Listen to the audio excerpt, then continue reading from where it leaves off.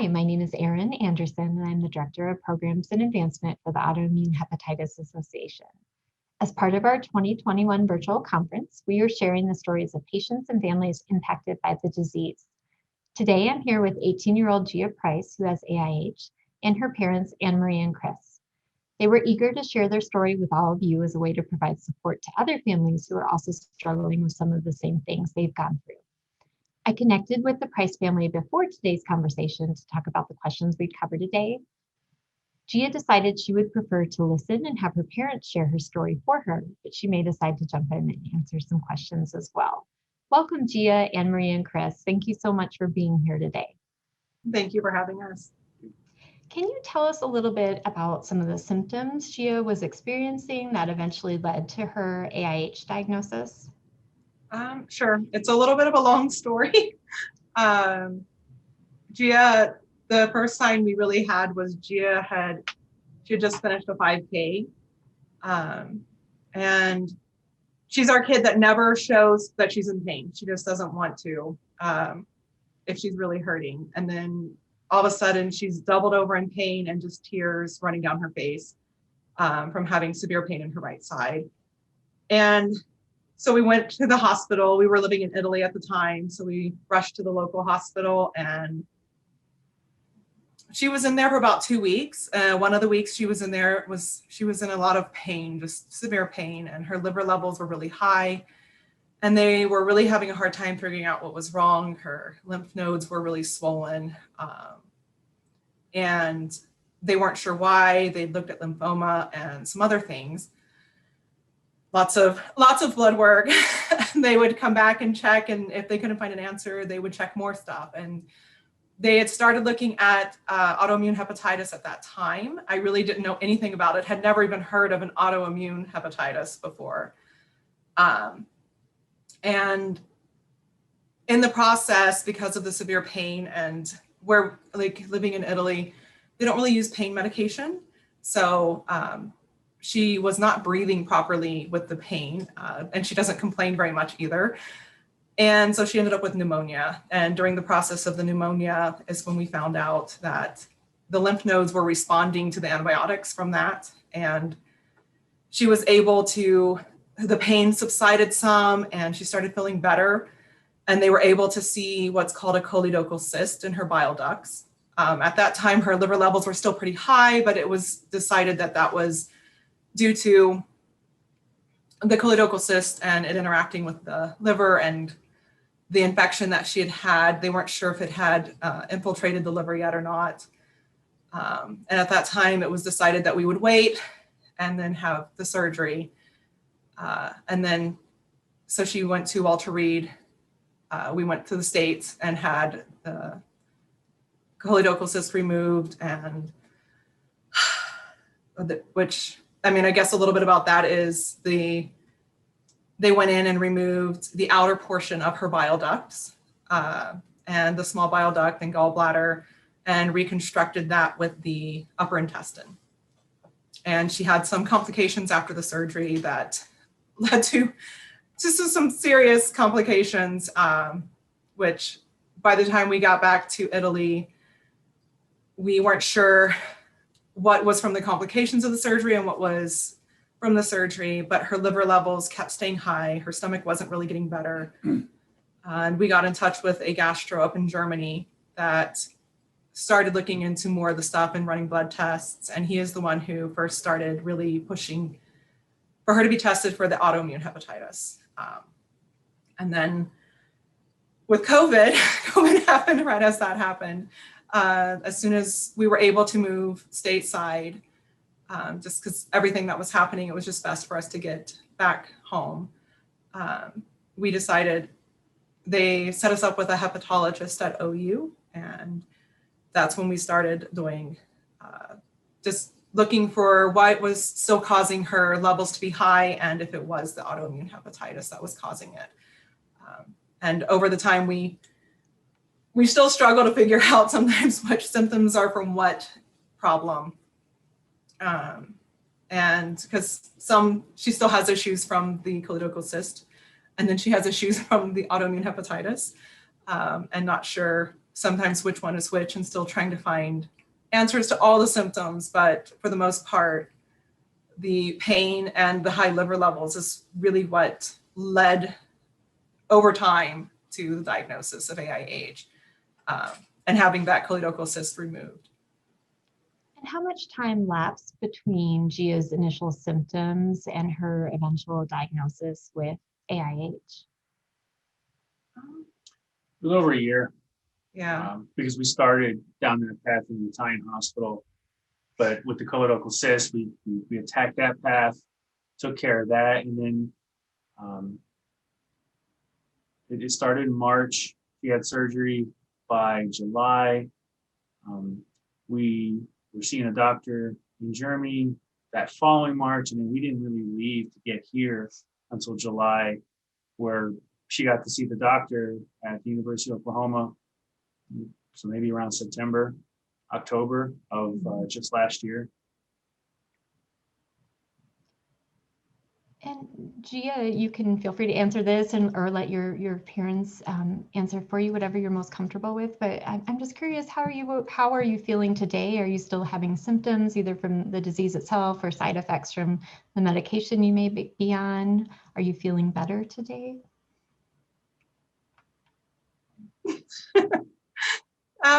She does pretty good. Today, she said earlier when I was talking to her, we try to do a check-in most days, and she said that today was a pretty good day symptom-wise, but she does still have a lot of side effects either from medication or the autoimmune hepatitis. She gets really exhausted, achy. Some days it's just hard to get out of bed and do things, but she does it. She's a trooper. She does have many days that's difficult to eat, and some of that is due to the complications of her surgery. And some of it's just, some days she just doesn't really feel good and feel like eating. So, yeah.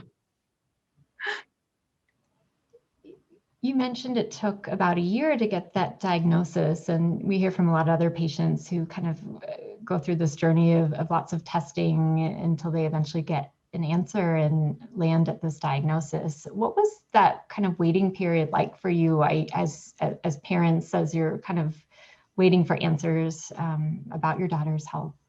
It's frustrating because you want to do the best you can for your kids, and you like things that have answers.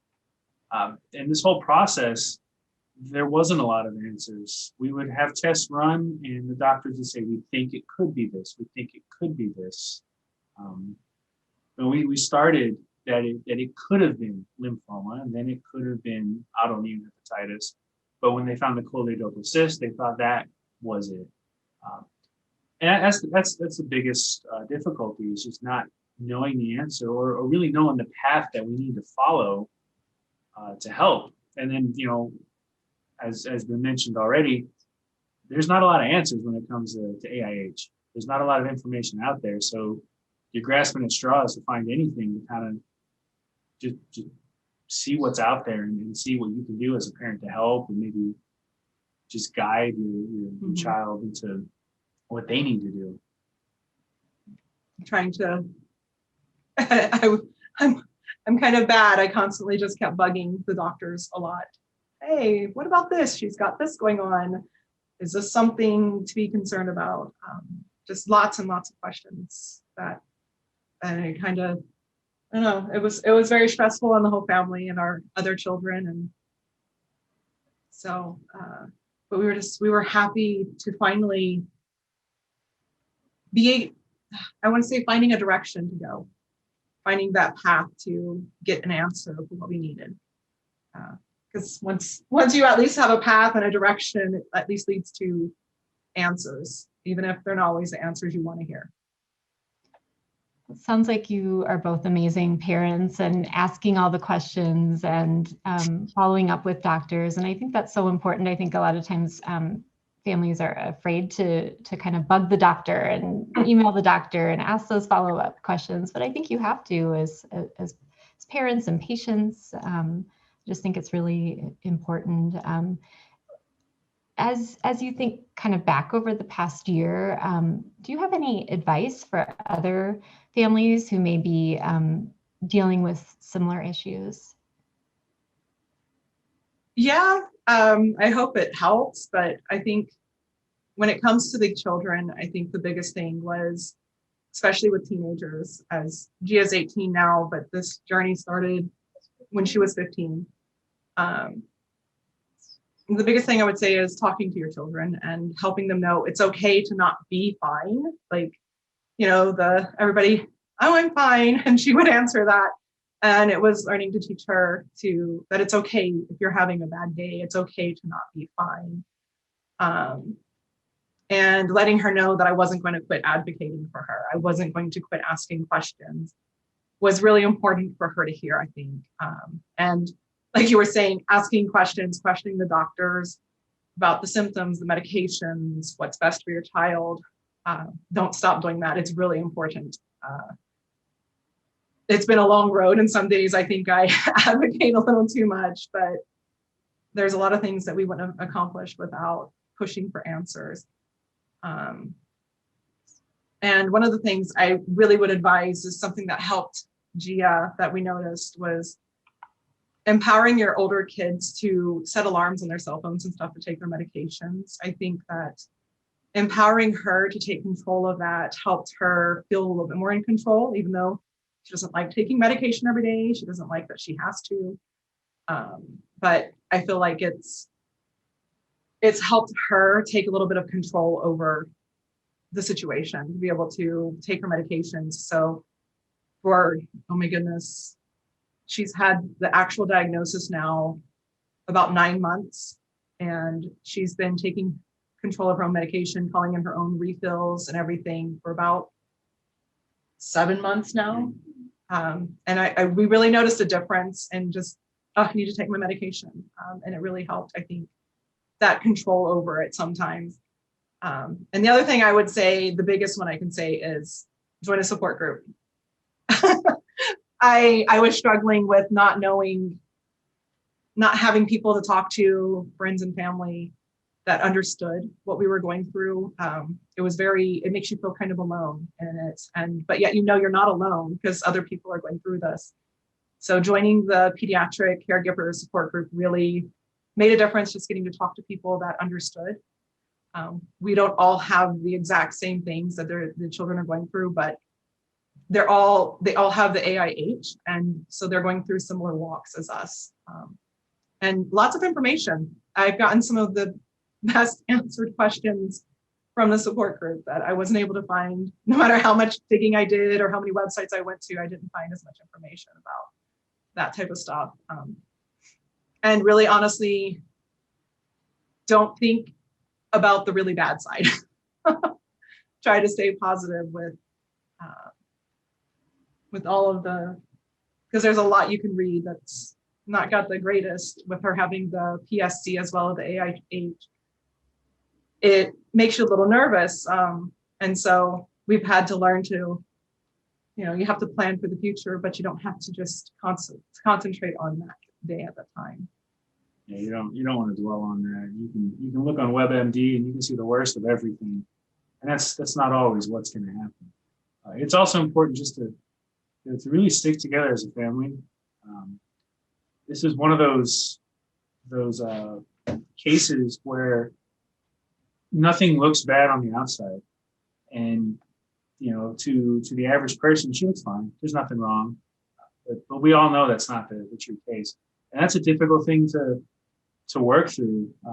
Being her and having people say, "Oh, you look so good now. Everything should be okay," or just talking with our own peers. Well, she looks fine. We can look fine and still not be okay, and that's a hard one to process at times. And it's important to be, as a family, just to come together after those conversations and talk with each other. Just say, we understand what they were saying, but we still understand where you are and where you're coming from. Other families have shared that it can be a challenge to support not only their child with a rare disease, but their other children as well. Can you share more about your experience supporting all your kids through this process? And we are, Jill will tell you, her best friend is her sister, her older sister. And she's the one that she would go to talk to. And Brittany has struggled through this a lot. I think because she's older, and so she wants to help take care of everyone and do everything. And when Gia had her surgery, she was still in Italy, so she couldn't be there. And so they both struggled with that. Our younger ones, when she was in the hospital, everybody was just, you kind of sit on edge, just waiting, life pauses. And it's hard, especially when you have multiple children, it's hard for life to pause. But life's swirling around you and your family's just paused because we're just sitting there waiting to know what's going on. Is everything going to be okay? And I think that has been, it's been stressful, but I won't deny that because it has. And like our youngest with COVID, it's been hard because she hasn't been able to do the things that she wants to do because of the risks of bringing stuff home. And that has been hard on her. But we sit down as a family and talk about it a lot and talk about, I think that the communication thing just plays into that as well. You have to communicate that it's the reasons why and why it's so important, and to communicate through the scary times so that everybody's not scared. Because there was some with her surgery, not the autoimmune hepatitis, but with her surgery, there were some pretty scary moments. And I think those scary moments have pulled over into the autoimmune hepatitis side. So we have to just go, okay, it's just a simple procedure. It's not something like this again. But honestly, I will say, if I take all of that out, the communication is the most important with our family. And just communicating with each other why sometimes you're not getting to do the things you want to do. But her brother and her are great friends. They all get on each other's nerves, which is going to happen when you have 4 kids. But the older ones will, when they see her just not wanting to be a part of things and stuff, they'll like, come on, Gia, come downstairs and play a game with us. And kind of try to pick her up and make her feel better on those days that are just rougher than other days. They're I want to say, the huge support part.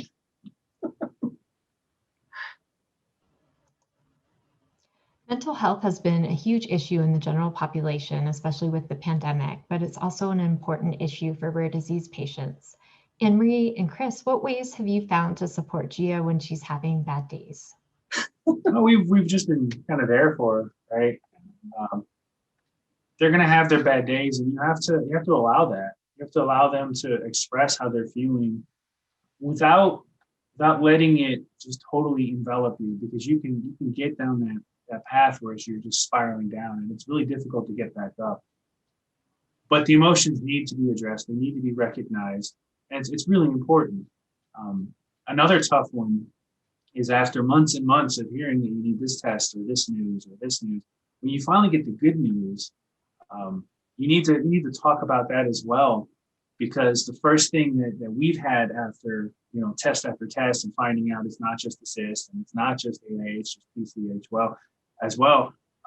When we hear the good news, you're waiting for that other shoe to drop again, because you keep expecting that something else is going to come. But you have to take that good news for what it is and really embrace it. And that can be a difficult thing after maybe months of bad news, weeks of bad news, or bad tests after bad tests where the levels are not going down the way they should, or the medicine's not addressing it correctly. When you finally do get that good news, it needs to be recognized just as much as the bad days. Yeah, I would say that one was hard. It was, instead of rolling with it when it's something small, we were noticing that, especially for Gia, something small would stop us in our tracks, instead of being able to just keep moving. And we've helped her. There's a lot of days I always try to do a check-in. Hey, how are you doing? Some days she just needs a hug and just Some days she's struggling to get out of bed. She just needs encouragement. Other days, some days it's not mental health, it's just the disease. And sometimes it is the mental health part of it. It's just tired of all of what's happening next and the next scope that she has to have, or and dealing with all the things that she went through after her big surgery too, has created some anxiety about the medical stuff. And when the kids, ending up in hospitals and different tests and surgeries and different things that they go through, and always having to have more blood drawn, and always, she's like, I'm getting used to being a pincushion. But that's what she'll say. But inside, there's that anxiety about the next time, or the frustration of having to go through it again. And just talking about those things, really just putting it out there and saying that it's okay. You can totally be angry that this is happening. You can be frustrated. You can cry when you need to. Like, those are all good emotions, and you need to have them, because if there was a time where she was really struggling, and she always talks to her family, and she really she pulled inside and wasn't talking to us as much. And that was our, hold on, something's not going good. And so we just kept pulling her out of her room, saying, hey, no, come hang out with us, come do stuff with us. And we started doing a lot more, especially with being stuck inside a lot more. We started doing family game nights and stuff to just make sure we were doing something as a group to really pull everybody together at least once a week, to just touch base too. And it helped pull her out of that. And it's been about a year now since that was before her AIH. And she still she has her bad days, and she'll tell you, I'm just having a bad day. And I'm like, that's good to know. At least I know why you're upset, or a little bit salty is what we call it. And that's okay. Just tell us you're having a bad day, and we'll either let you have your bad day, or we'll pick at you some to make you talk. Yeah, about right. Anne Marie and Chris, what worries you the most about the disease? For me, it's just not having answers on the future. There's not enough information out there for me. I like to gather as much as possible and just be educated on especially when it's something that concerns my children. And I feel like I just can't grasp enough to be satisfied, to feel like I have a good understanding for the way ahead. Mm-hmm. Yeah. And I think it's something that worries her as well, because we've talked about it a lot, especially now that she recently turned 18, about a month or 2 months ago, and still being in high school and being at that age where she wants to go out and be an adult and have a job. And when we were in Europe, she couldn't really work. So she gets here and she wants to do all these things.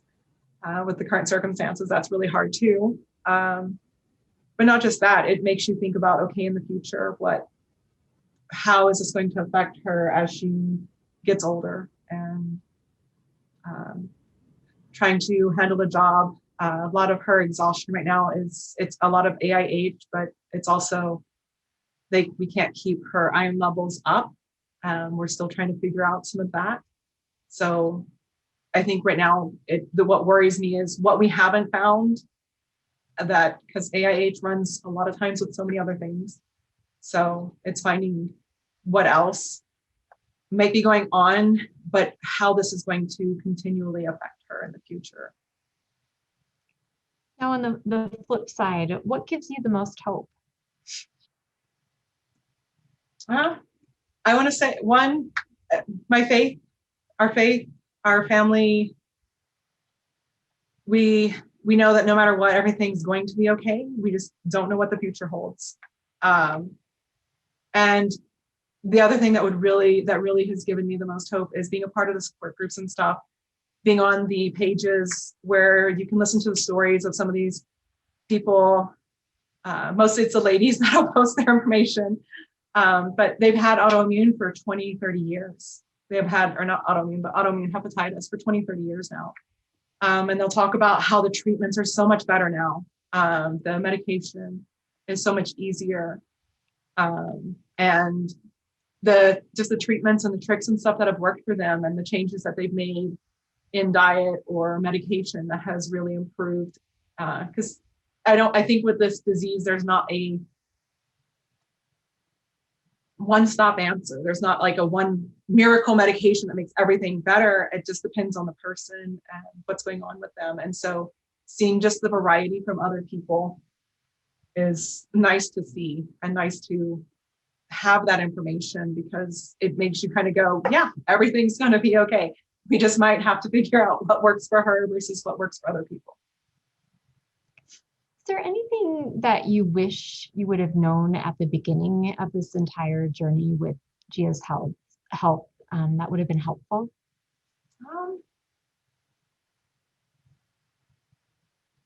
I think I want to say for me, it would be the support groups. I think I was kind of in that stuck phase of deer in the headlights of not knowing what to look for, kind of trying to figure out, okay, what do we do next? And I really wasn't thinking, look for a support group. When you're told it's rare, it makes you really start thinking, okay, well, I am alone in this. And I didn't immediately start looking out for other options. I just started assessing the different symptoms and all of the things and trying to figure out information and going to the websites and stuff. So I wish I had known about the support groups right away and the Autoimmune Hepatitis Association, because that wasn't the first thing that popped up when I went searching for information. Like you said, it's all the WebMD things and stuff, and they're not always very helpful.